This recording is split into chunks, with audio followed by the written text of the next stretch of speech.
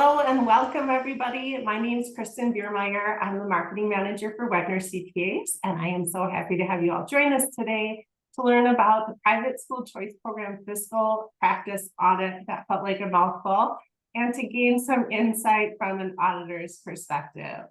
This presentation is being recorded and I will email it to you after today's event along with a copy of the slide deck. If you have any technical issues during today's webinar, I'll throw my email address in the chat. Feel free to reach out if you need assistance with anything. If you have any questions today, those can be submitted using the Q&A feature at the bottom of your screen. Our presenter today is Lisa Lang. She is a CPA and a supervisor in Wegner CPA's Assurance Department. And without further ado, Lisa, I will turn things over to you. Awesome. Thank you so much. You should be seeing the PowerPoint on your screen right now. Welcome. I'm happy that you're spending your lunch hour with me as we talk about the Fiscal and Internal Control Practice Audit. As you previously mentioned, I am a supervisor. I've been working here for 7 years and have been primarily in the choice niche for about 4 years now, 4 or 5 years. So with that, we're going to get started. This is, as she mentioned, being recorded, and then of course, just submit questions as they come in. I'll try to take a look. Otherwise, there is an opportunity at the end to answer any questions as well.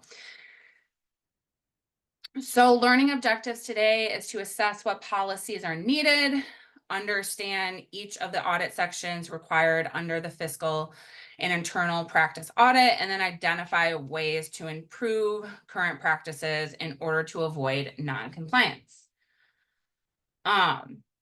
These are the key things, and just so you know, it is going to feel potentially a little bit overwhelming as we go through each of these areas. And you are not going to come out of here feeling like an expert.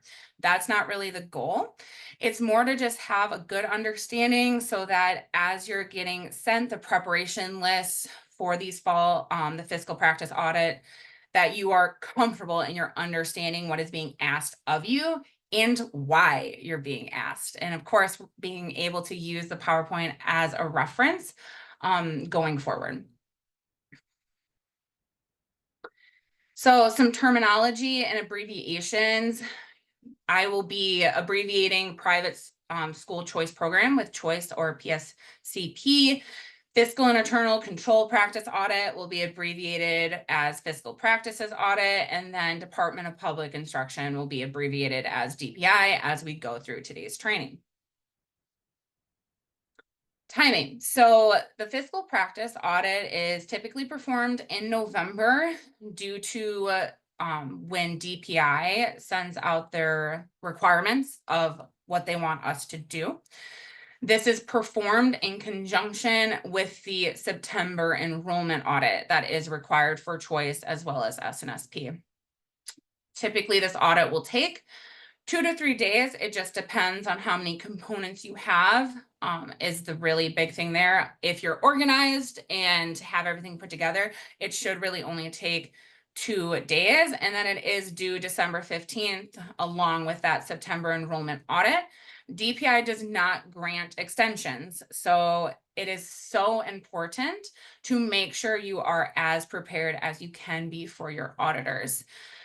With starting in November and only having less than a month to wrap everything up, it is a lot and it can be super stressful.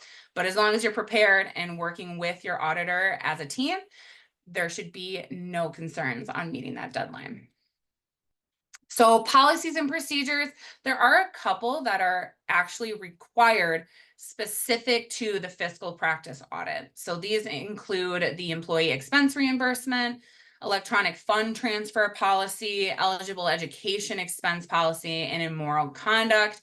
You might, if you're new to the program, you might already have these in place already, but you do want to make sure you have these and that they're approved by the board or council, any governance party over the school or church and school, and making sure they are approved by before your auditor comes would be ideal, but we want to make sure they are approved prior to issuing the first report for the fiscal practice audit.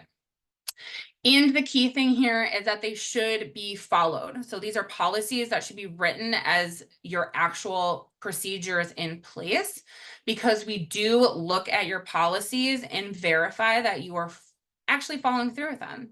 So if you say that in your electronic fund transfer policy that you require a form to be completed and signed by the business manager for each one, we would be testing to make sure you in fact do have a form signed by the business manager. So obviously you don't want to go too specific with these policies, in the sense that you don't want to be naming specific people, but titles, positions, so that regardless of turnover, it's still held applicable, and making sure you review them every year to ensure that they are with your current practices. And then the big thing I always like to bring up is the eligible education expense policy. So on DPI's website, they do indicate what should and shouldn't be included. The big thing here is making sure you are mentioning whether before and after school care expenses are included as an eligible education expense. That is a big one, that if it's not actually listed out in your policy, those expenses can't actually be allocated during the financial audit when the reserve schedule is completed. So making sure you are listing everything as applicable as you're writing these policies. Next is a capitalization policy for property and equipment. Typically, we're seeing this as much as 5,000 for the capitalization policy. That is the max threshold. Otherwise, you can go lower. Best practice is just not make it so low where you're capitalizing things that are like computers that are easily obsolete nowadays. Technology, I feel like, is going, as soon as you purchase it, it's no longer the top end stuff. So making sure it actually makes sense and you're not capturing super small things or everything that you're purchasing. Some other best practice, this is primarily with the requirements for a 990, so the information return that has to be completed for some organizations in the choice program, not all if you're associated with the church, but it's still best practice regardless. So that is having a financial and accounting policies and procedures, employee handbook, conflict of interest, whistleblower, and document retention and destruction. It's also important for these financial and accounting policies that you have in place with turnover, so that if anyone comes in, they understand their responsibilities as well. So now we're getting into the 13 required audit steps. So these are the minimum requirements that we have to test. Not all of them are applicable. It just depends on what is happening in the organization. Most of them are, though. So we are going to take the next bit of time to talk about each section. So the first is the financial accounting system requirements. So this is when we review the accounting system to make sure that in a system is actually used. Things like QuickBooks is being used. Walkthrough of transactions. We want to make sure that you are utilizing double accounting.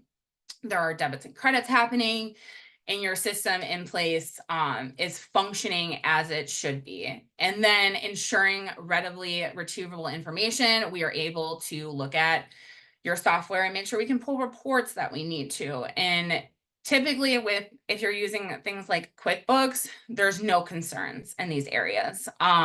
Next, we want to review how eligible education expenses are recorded, and if they're properly segregated. So a lot of the times when we do this, we're making sure that it's either an account, you're tracking church versus school, or school versus daycare expenses, or potentially you're using the classes and things like QuickBooks.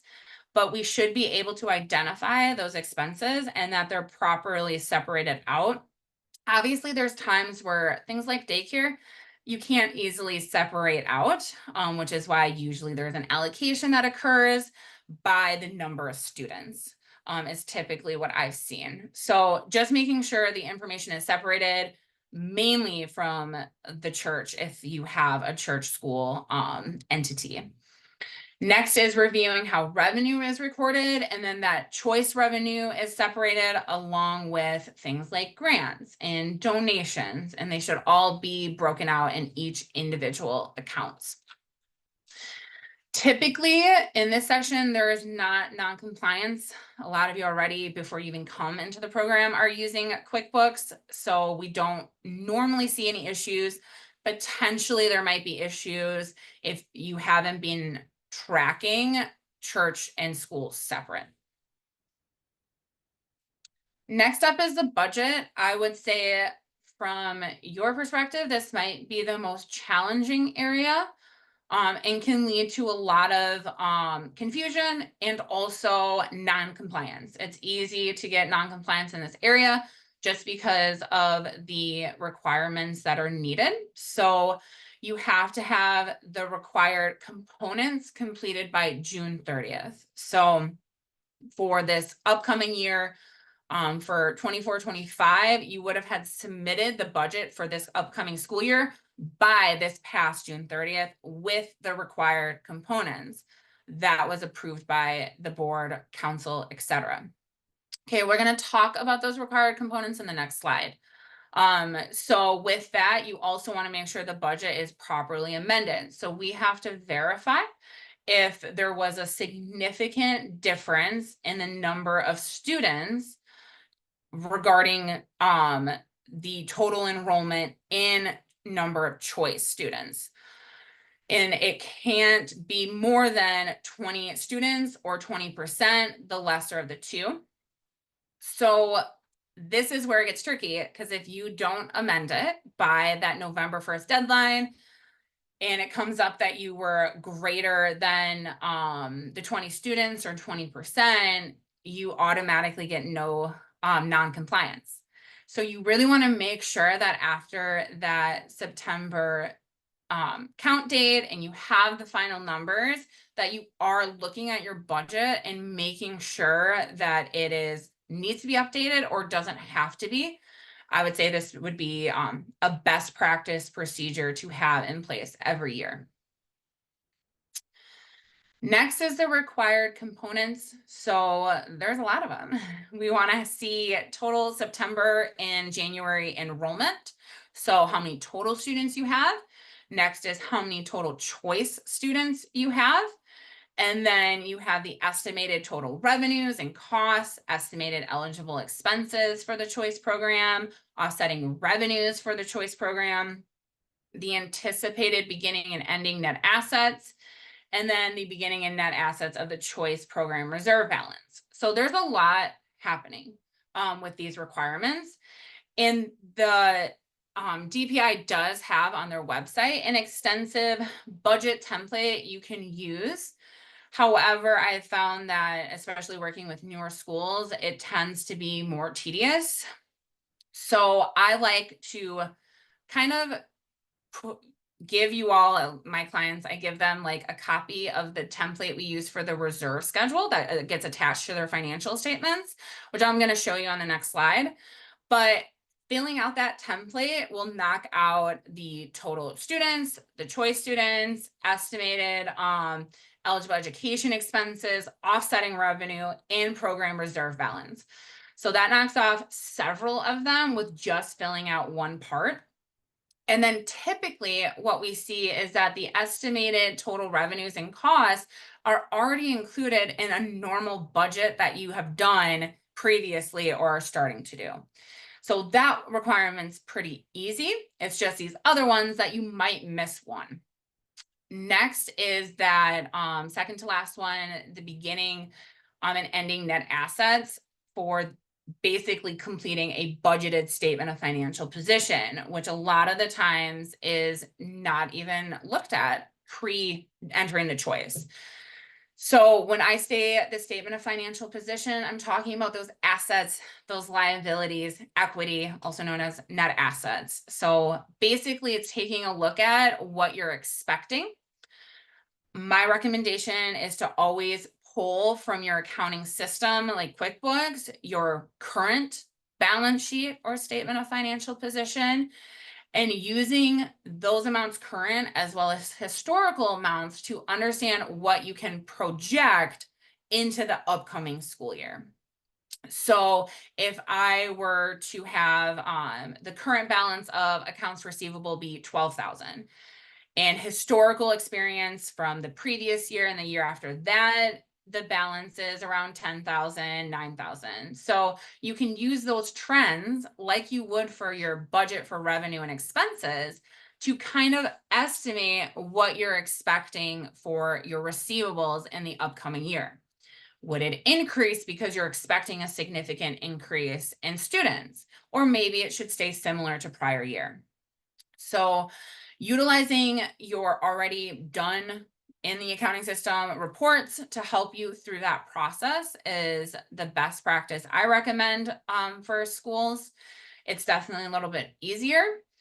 And then always making sure your equity is basically taking your beginning equity and then your budgeted net income to get your ending equity. So it's a little bit, can be a little bit confusing to say the least, but making sure you're not hesitating with questions that you have, your auditor or DPI is always willing to help you out as you go through this process. So this is an example of the reserve schedule that we complete for financial statement audits. As you can see, it gives you each category total expenses and a reduction of things that are not allowable. And remember, these are budgeted. So when you're doing this for this budget requirement, you're putting your total organization budgeted expenses here. Then if you have a church, you're putting your budgeted expenses for the church. Always wanting to make sure it's on the budget side. And this is where you see your choice students. And this is where on line 22, you'll see your total students. So it does most of the work for you, including those offsetting revenue items, which is one of those requirements. So this is why using this is just a great way to meet so many of those budget components. And a lot of the times, the net asset statement of financial position component is what's missing in the offsetting revenue. So a lot of the times non-compliance is just missing components. So you want to make sure you just find the best way that makes sense to you to make sure you're getting those components each year approved by that June 30th deadline. Next is expense payments. So this is where we're taking a look at a couple things. We look at accounts payable as of the financial audit and as of the date of field work. So if you are new to the choice program, never had a financial audit, the first step is actually not applicable. Doesn't matter since you didn't have it. It's for continuing schools in the program. Then we take a look at the check register, employee expense reimbursements, and then rental payments. So a lot of this part is related to the fact that they want to make sure you're paying your bills timely. So accounts payable as of the financial audit, and then any checks that have gone out and accounts payable at fieldwork are being paid out timely within the 90-day of invoice, or there's the due date of the written agreement. Next, when we look at employee expense reimbursements, we're looking at to make sure that you're following your policy. As I mentioned a couple slides ago, you have to have that expense reimbursement policy. And this is where we're actually testing it and that it's supported by receipts. It's important to have, if you're using expense reimbursement form that's in your policy, that should be attached. If you require approval, which you should, that should be documented. So just making sure that you're following your policy as well as having that support. And then rental payments. So if you are renting from another organization, the school, we take a look to make sure you're actually paying what's in the lease agreement. A lot of non-compliance with this section goes into the fact that the policy is not followed. for the employee expense reimbursements. Either it wasn't approved or there wasn't a receipt attached. So that's the key thing here. So just making sure you're staying organized, and the people who are processing these payments are making sure there is approval prior to payment. So that there's that double check that, hey, this is missing that approval, we need that. Because if there's a missing approval or receipt, you automatically are non-compliant. We do, at least on the audits I make sure to try to get that resolved. So asking for approval after the fact, so that when we write up the report for this, it shows that it has been completed, and DBAC can say, oh yes, it just was approved late, but it still is an approved expense. And a part of that, quickly going back to this, we pick samples for most of this, so we're not checking every check that's written out.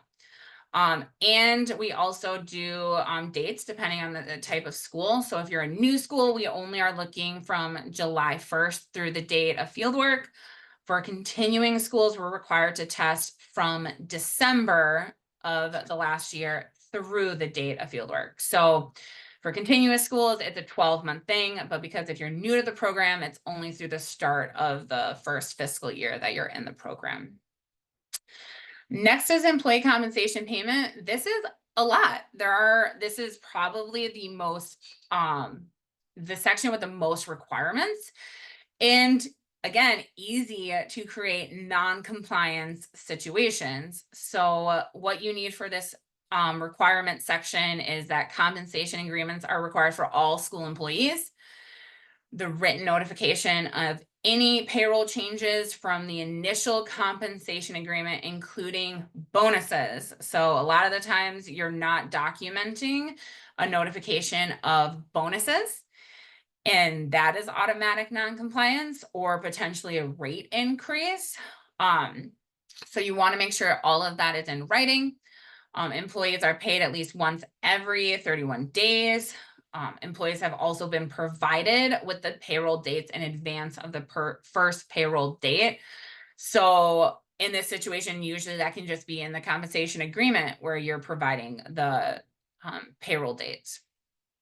And we're going to talk specifically about compensation agreements a little bit more in depth, because that's where most of the non-compliance is.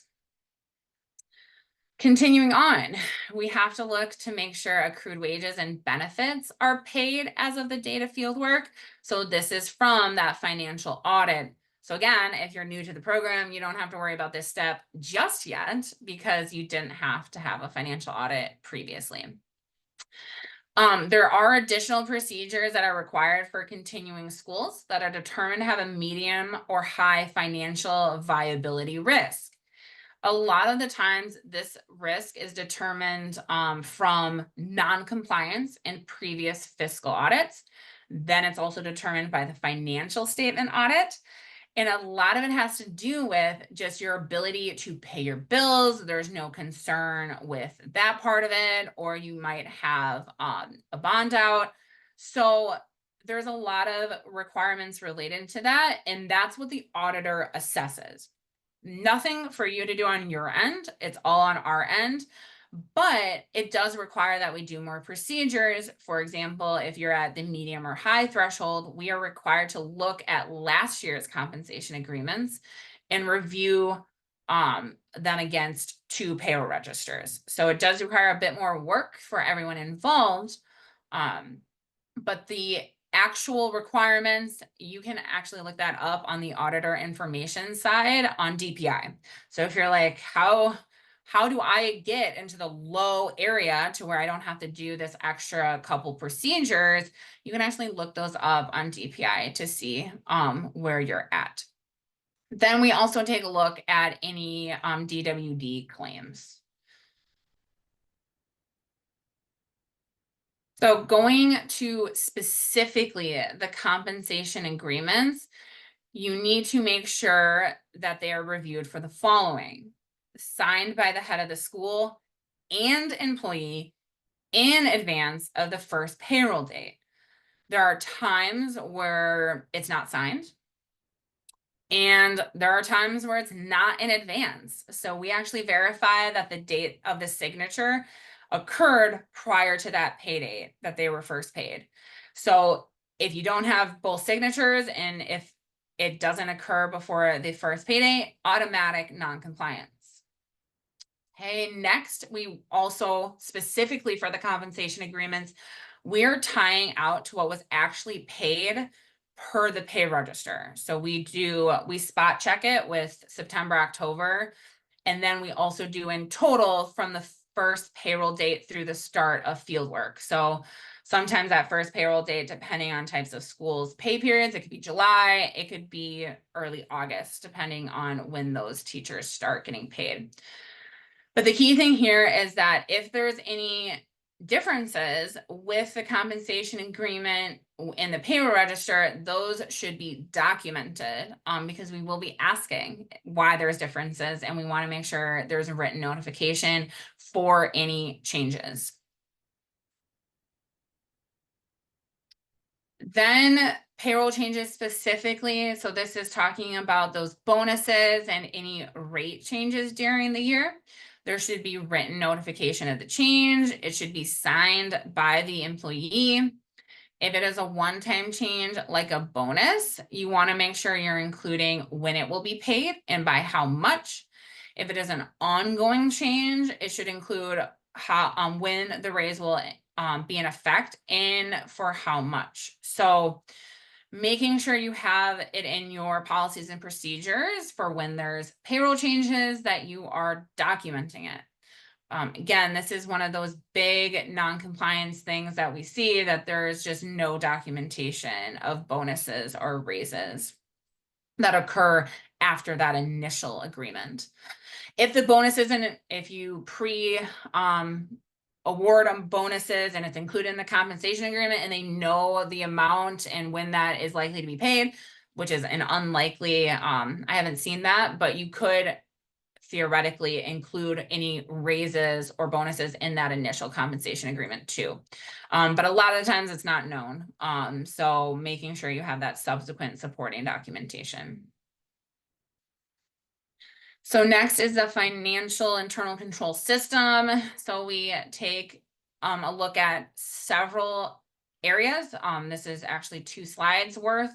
So we look at the bank accounts. Are they located in Wisconsin? That's actually a rule. Only used for school transactions, or if we're talking about, let's say you have a combined checking account for church and school, that's going back to that first requirement where, hey, yes, you're using the same checking. However, you're still able to track the revenue and expenses for the school. So that is fine. Non-choice deposits. So we actually review the supporting documentation for identification of nature and source. So a lot of non-compliance happens here when there is no supporting documentation to support the deposit. And again, we sample these kinds of items. So we're not looking at everything, but it is a sample, and we could pick really much anything that's a non-choice deposit, and it could be as small as $20 per se. It's a very haphazard sample. So just making sure you have those policies and procedures in place so that you're properly filing supporting documentation for transactions, and it can be easily provided to your auditors. Next, we look at cash disbursements. Again, you might say, well, Lisa, we just looked at the check register. Why do you need to look at disbursements again? For other requirements. So here we'll pick a completely different sample and verify that there are pre-numbered checks, which is pretty standard. We don't see a lot of non-compliance there. And then we look at if the EFTs were paid via that policy that we talked about in the beginning. So this is where the non-compliance tends to show up, is when you're not following the policy. Then it should be supported by an invoice or payment request. Again, a lot of non-compliance is because that supporting documentation wasn't obtained. Continuing on, we have bank reconciliations. So your cash reconciliations should be performed and that they're completed timely. So if we end up, this is a sample situation, we just select a couple months. If we end up seeing that they're not completed by the time that field work is occurring, then that's a timing issue. Lots of times, like, our expectation is if you, let's say, have fieldwork November 1st, very unlikely that the October bank reconciliation would be completed. As the auditor, that wouldn't be a part of the population, since it'd be very unlikely that if your fieldwork was the first week that you would even have that ready or even have the statements prepared. So making sure at least though that you should have through September completed. Insufficient funds. So we actually take a look at all the bank statements to make sure there were no insufficient funds. Then we look at the reserve balance. So this is taking a look at that financial audit reserve template that I gave you in a couple slides back, but actually the one that was issued in the financial statement audit, and seeing if you actually had a reserve that requires basically a plan of how it's going to be spent. To get to this point of needing a plan for it to be spent, you would have to have a reserve that exceeds 50% of choice revenue. So it does not, even if you have a positive balance, that does not indicate that you have to have a plan. So just keep that in mind, but your auditor would notify you and would be providing that schedule when they issue the financial statement audit. So you would know by the October 15th due date if you needed a plan. And then you would make sure you had that plan board approved by the enrollment and fiscal practice fieldwork. Obviously, if you're getting the understanding of the plan towards that due date of the October 15th deadline for the financial audit, it does not give you a lot of time. So making sure you are in contact with your auditors so that once it's identified that you need a plan, that you can work on it so that you're not in non-compliance. Next is government agency filing. So this is just making sure those accrued taxes were paid as of the financial audit. So this is talking about like payroll taxes and things like that too, not like income taxes, which you potentially more likely than not are not subject to having to pay. And again, if you didn't have a financial audit because you're new to the program, then this would not be applicable for the first year. Next, we want to make sure those IRS, DOR, DWD, DFI filings, all of those government types of filings that need to be completed are completed and paid as required. And then if there were any grant requirements, so if during the financial audit, it was identified that you received a grant that had an audit requirement, we want to make sure that that report was submitted to that grantor 30 days of issuance. Obviously, DPI gets the report, so that would be an excluded. It would be if you received any money from DCF that had a required audit program or any other state or local funding source. Typically, there's not non-compliance here since a lot of the times payments for taxes and especially payroll taxes is handled by your provider that does your payroll. So typically no issues here. And then a lot of the times auditors are the ones that are submitting this to the grantor agency. So really no compliance in this section. Liability insurance. So you have to have insurance for workers' comp, commercial, general, umbrella, auto, errors and omission and sexual misconduct. We need to verify that the payments are actually current. The insurance period goes through the date of report and that DPI is listed as the certificate holder. This is a lot, but it's simply just requesting that your insurance provider provides you with a certificate of liability insurance with DPI listed as a certificate holder. Okay, the certificate of liability insurance lists out all of the insurance that has been deemed required from your insurance perspective, and then will also be what is listed here. Then you want to make sure you are getting this as soon as possible, as soon as that preparation list from your auditors is received, maybe even beforehand, but you want to make sure you have it, because a lot of time is kind of delayed when we have to wait from the insurance provider to get this information. So because we're relying on someone else and not yourself, really making sure you do the due diligence ahead of time and requesting it. School bus. So there are 3 different levels of testing that we can do. It just depends on how the school utilizes school buses. So is it school buses they own? Is it utilized from a public school district? Or is it contracted through a third party like Cobusin? Now, if the school owns the buses, we on our end review the certificate of insurance. Insurance payments are current, and review of the results of the annual inspection. Now, again, we have to rely on third party,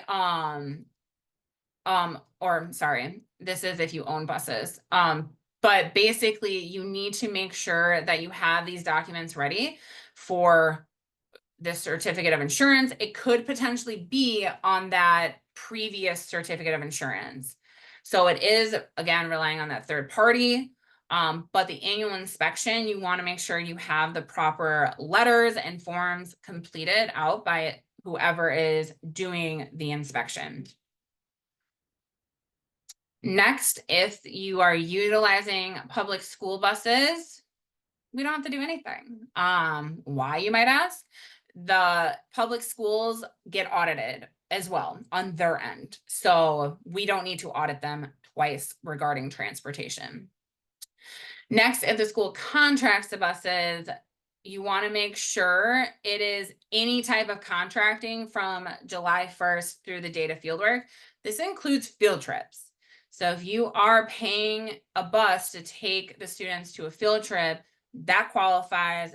It makes these requirements applicable. So you're required to, on our end, we have to review the certificate of insurance, and then we have to review either the results of the annual inspection or the letter from the busing organization saying that an inspection occurred and that all buses passed. So this is relying on that third party. So we want to make sure that depending on the type of situation you're in, you are requesting that as soon as you are able. A lot of the times, if you're requesting it in fieldwork, we're not going to get it until potentially a week after with some of these school bus companies. Insurance wise, usually they're more on the quicker end of getting information, but I have found that sometimes school busing organizations do take a bit. So making sure you do request that as soon as possible. Next is the alternative vehicle pupil transportation. So this is a alternative transportation vehicle that is not a school bus, and it is other than parents just transporting their children. Okay, so this is like a shuttle that you might have potentially purchased or have contracted out. So similarly to school bus requirements, there are the 3 levels. Do you own it? Do you utilize it from a public school district? Or do you contract from a third party? Now, if you are like, let's say parents who are transporting their own kids, but also other kids, or potentially there's volunteers that are transporting students, you want to make sure that you are talking with your insurance provider and carrier about making sure you're protected. Regarding requirements for those individuals, we don't have to do those steps, but you just want to make sure that if you are having parents or volunteers driving, that they are properly insured based on the risk that your insurance provider assesses.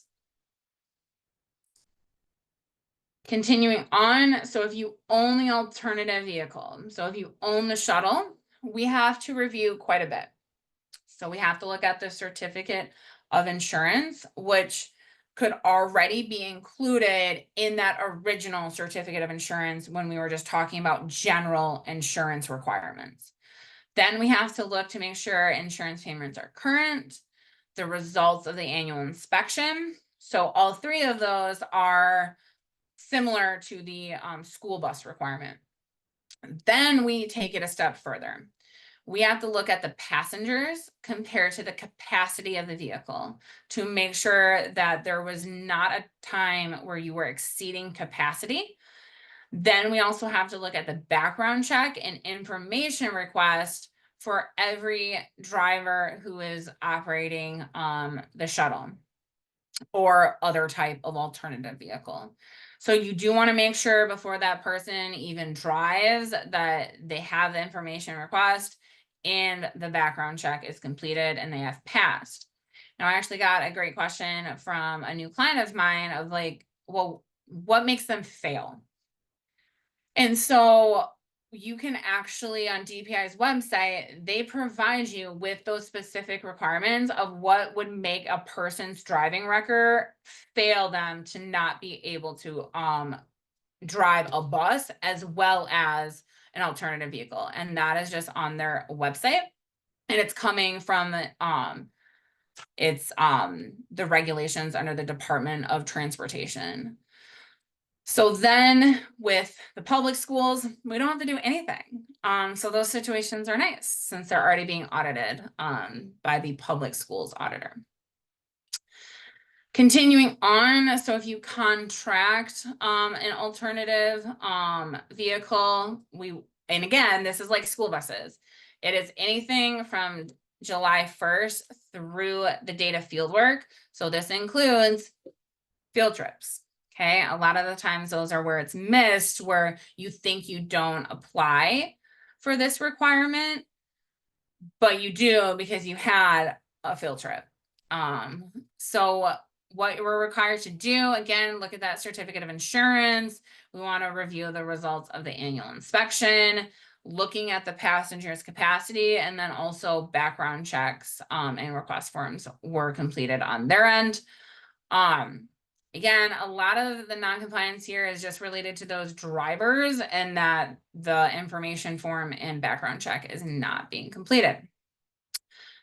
Now, taking it another step forward with background checks, you have to complete one for employees in outsourced companies or individuals who are directly or indirectly related to educational program or related party. This does include administrative employees like an accountant, okay, or a financial assistant, bookkeeper, secretary. So you really want to make sure you're looking at your list of vendors, you're looking at your list of employees, and making sure you're properly identifying who needs a background check. The key thing here to note as well is this does include if you have a church employee that teaches religious studies at the school. So making sure you're not just pulling maybe a payroll register by the school department, but all employees, so you can see if there's anyone on the church side, daycare side that is cross working at the school. Next, background checks on new hires should be completed before they start working, okay? So I always tie it to the hire date. When were they planning on starting? And then was that date of the background check completed prior to that date? Then the background check should be completed every 5 years. And then in lieu of the background check, you can do the DPI issued license option, which we would need the license certificate and that it is a current license. We are able to look up the current license up on DPI. So that is definitely an option. Now, this is a lot of non-compliance can happen. it could be you miss somebody, so you never obtained a background check. Or a lot of the times I'm seeing now is background checks weren't completed once expired after the 5-year mark. So making sure you are keeping things organized and have either an Excel spreadsheet, something that works for you and your team of tracking when was the last background check, when do they need a new one, and making sure in your onboarding process that you are having a background check completed right away so that you're not non-compliant with the fact that it's completed after. Then making sure you're including with vendors, a lot of the times we see maybe subs are missing. And subs are tricky because they might not have started at the beginning of the year. Maybe you hired a sub mid-year to help fill in. Well, you want to make sure you have the background check for that person, again, with those onboarding processes as they come in. Okay. Fidelity bond. So this is the easy one where it's just typically already in the insurance policy. It's just to protect the school against loss from dishonesty and neglect, basically also known as a crime employee dishonesty policy. All we're checking for are payments are current. So this is going to also be included in that certificate of insurance that we talked about a couple slides back. Because it's included in there, there's not any non-compliance I've seen in this area. Employee education. So this is another one that could potentially get some non-compliance. We want to make sure that the bachelor's degree or higher is for any administrator and teacher. So that's step one. And it should be from an accredited school or a DPI teacher administrator license. Okay, the big thing is accredited school. You want to make sure that you're actually verifying that the school is accredited. Otherwise, that is automatic non-compliance.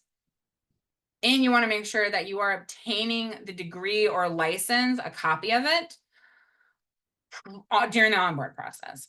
Because what ends up happening during the audit is we ask for somebody's, okay, you don't have it on file.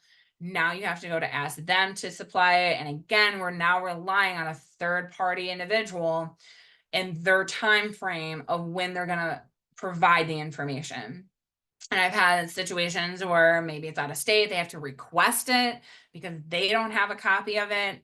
So it's really important that in that onboarding process, you are creating a spreadsheet or a checklist of these requirements that you need to obtain to make sure they're consistently being obtained. So the background check, the employee compensation agreement, the education or license of that individual. Then for school teacher aid, you want to make sure they have a high school diploma, GED or equivalency or higher. As I mentioned, you need to have a copy. We ask for a copy. This is not a sample. So compared to some of the other requirements where we get to have a sample and we don't have to test anyone, the background checks and employee education are 100% tested. So you can't just rely on fingers crossed that the auditor doesn't pick this person, okay? So next, the requirement is also included for any positions that are outsourced. So these are substitutes. So you want to make sure that if you're hiring a substitute for a teacher, they have the proper bachelor's degree or higher from an accredited school before hiring and before working, and the copy of that is obtained. Same thing if they were just a teacher's aide, they would just need a high school diploma. Then if the employee's name has changed, you want to make sure proof is required. We're required to get proof that it has changed. So a marriage decree, any sort of state document, legally changing their name. So if that happens, making sure you're getting that court order, certificate, divorce decree, or etc. prior to. So that we don't have to, again, wait for that third-party individual to potentially take maybe a week to provide it, which can delay when you get your report finalized. Next is the management letter. So this is only required for continuing schools. That's issued with their prior financial statement audit, and continuing schools that have already been through their first financial statement audit. So if you're new to the program, you get a management letter this year. In 2024, 2025 financial audit, you get a management letter. This requirement would still be applicable and starts the second year. Because DPI understands that you might, like, you're going to get potentially findings with the financial audit. So they understand that that's going to just take time to improve. So that's why they don't require it right away. Now, the management letter is, I always like to preface, it's different than the rep letter. So if you've been through a financial audit already, you get a management letter and then a management representation letter. So the management letter that we're referring to here is talking about a letter that has significant deficiencies and material weaknesses over internal controls and processes, or potentially some control deficiencies that the auditor felt that should be communicated to governance.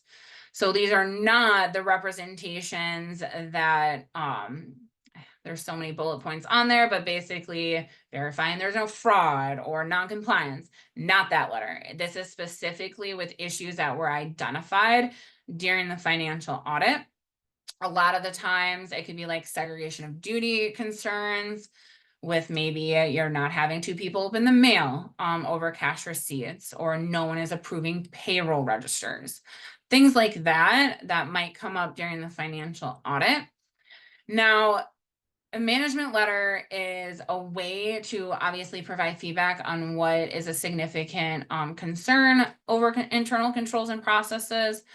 And it's a way for DPI to see what you're improving and working on. So when we talk about non-compliance and we talk about the management letter, DPI understands that it's going to take time. You can't always implement everything. So you might have been given a management letter and it might take you a couple years to work through each of those recommendations. Or you might be in a situation where you have a segregation of duties issue because you can't, with your small staff, there's no way to have two people open the mail. It's just not feasible. It's not cost effective. So you might have a segregation of duties management letter until you decide to grow operations. So it might be there for years, and that's okay. DPI is going to understand the situation. In the report that we do for this, we do basically document why you haven't resolved it. So it could be, hey, we're still working on this, or it's we can't at this time, and don't see it for the foreseeable future. So not necessarily a bad thing. And that goes with non-compliance. So as we have, if I mentioned, non-compliance in several of these areas, so if you have issues where employee compensation agreements weren't provided, or even you didn't even think about doing it, so you're late and you have no compensation agreements and are going to be non-compliant, they will take the letter, obviously identify that you have some things to work on, and then they're expecting improvement the next year. So you obviously don't have to be perfect, and mistakes do happen. Sometimes you really can't find that $20 cash receipt. So it is a non-compliance thing, and you're going to work on improving it next year. So don't necessarily be too worried if you do receive something of non-compliance. It's not like DPI is going to immediately take away your funding. So just keep that in mind. Next are some key takeaways. So just make sure you have all the required documentation and it's obtained and available prior to the start of fieldwork. So as much as you can, be organized for your auditors to ensure we can go through the information, ask follow-up questions, and get that report submitted by that December 15th due date. You want to make sure in your onboarding process it's including all of those items needed. So compensation agreement, background check, degree, transcript, license, etc. And then don't be afraid to utilize a checklist for each audit area, because I definitely know it's a lot, It's 13 areas. So making sure once you leave this training, maybe identifying, hey, I think we struggle in this section. And taking a look at the PowerPoint that's going to be sent after this training and identifying how you can improve. Or if you've already in the choice program and you've been in it for a couple of years, taking that non-compliance letter, identifying which section it relates to, and looking at the PowerPoint to identify ways that can help you improve. So as auditors, we always just ask for teamwork effort and just continuous improvement. So although yes, very overwhelming, are there any questions?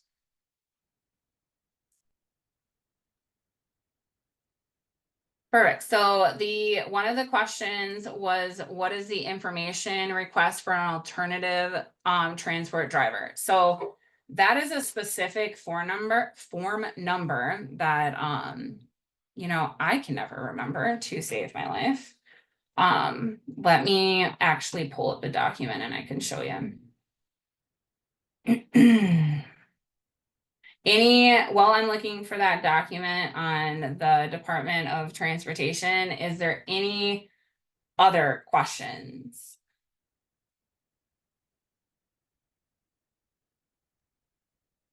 I'll answer the next one, Lisa. Somebody asked, where can the Zoom recording be found? I will be emailing that to you to the email address that you used during registration a little bit later today. So you will get a link to the Zoom recording in your email. Perfect. Thanks so much.